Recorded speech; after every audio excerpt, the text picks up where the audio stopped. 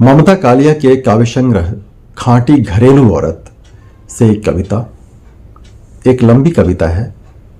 धैर्य से सुनिए और अंदर तक डूबिए। 35 साल मैंने घर चलाने की कोशिश की। मेरा रिपोर्ट कार्ड कभी संतोषजनक नहीं रहा।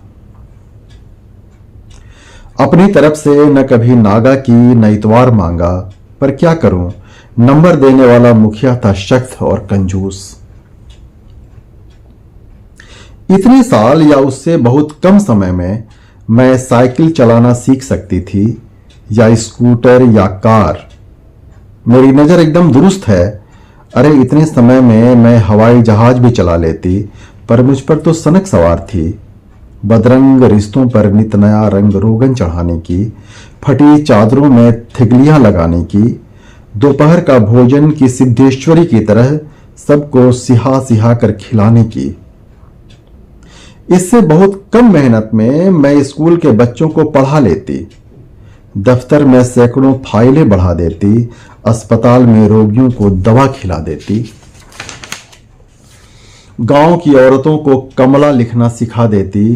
पर मुझ पर तो नशा चढ़ा था अच्छी गृहिणी कहलाने का।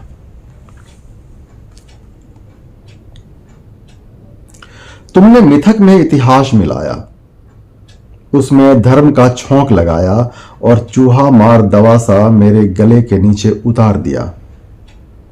मैं जीने लगी वेद पुराण और मनुस्मृति। मुझे सीता सावित्री उमा अनुसुईया की तरह बनना अधिक भाया।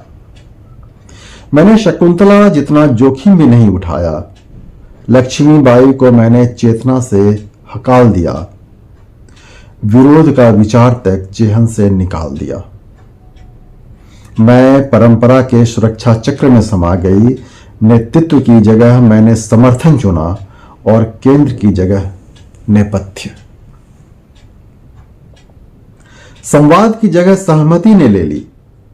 सत्या की जगह मैं प्रेमवदा बन गई। मैं सीता की तरह सताई जाने को सौभाग्य समझने लगी। पार्वती की तरह मैं बौलम पुरुषों को परमेश्वर मान बैठी। गुमनामी और गुलामी मुझे गले गले डुबोती गई। मैं फिर भी नहीं चेती, जड़ता के आनंद में जी भर कर लेटी। घर था हम दोनों का, पर मैंने इसे गोवर्धन सा उठाया। रच रच पकाया, कभी खाया कभी नहीं खाया। मैं भजन गाती रही, कभी इसकी खैर मनाती रही। इससे बहुत कम उपक्रम में मैं अपनी बौद्धिक क्षमता सिद्ध कर लेती, तर्क शक्ति तराश कर निर्णय कर लेती, पर मैंने यह सब नहीं किया। जीवन एक सरल रेखा में जिया।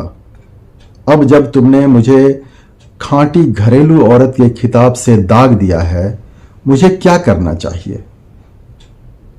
द्रोह की दुदुम्भी बजाने में सचमुच विलंब हो गया। मस्तिष्क की सामर्थ्य पर मैंने कभी विचार नहीं किया। कोख की कुवत पर प्रतिपल गर्व किया। हर 9 माह में मैं जनती रही, रचती रही, असली सवालों से बचती रही। पर मेरी बेटियां पहचानती है मेरी गलतियां। वो चिल्ला रही है पूरे जोर से, सड़क पर, संसद में, सभाओं में। उनसे नहीं होगी भावुकता की भूल।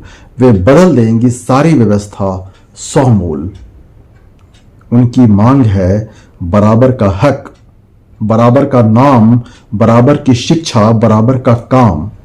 वे मेरे सीमित सपनों में संशोधन लाएगी। वे मेरी चुप्पी को निर्भय संबोधन में बदल देगी।